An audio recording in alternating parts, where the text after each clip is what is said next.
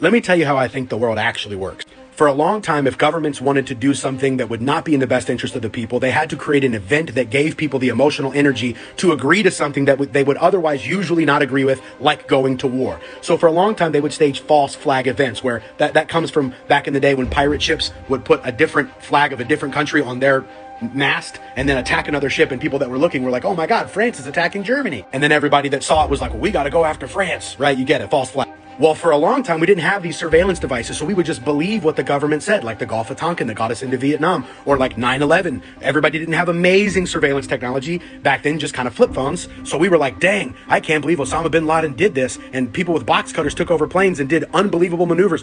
Now we got to go take care of these weapons of mass destruction and get rid of some governmental leaders that aren't cooperating with us. Oh, and all the politicians' families happen to get all the contracts and make billions of dollars.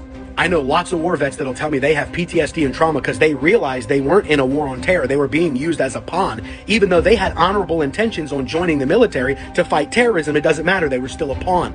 Well, now that everybody can call BS on things because we have stuff like Twitter and we can communicate, the government knows everything about everybody. You think Hamas isn't being surveilled? You think people texting back and forth about their plans wasn't known? Come on. So they can't do a false flag. They actually prod real events to happen so they can emotionally manipulate everybody to do what they want. And that's what I think happened with Hamas and Israel. It was planned, unfortunately.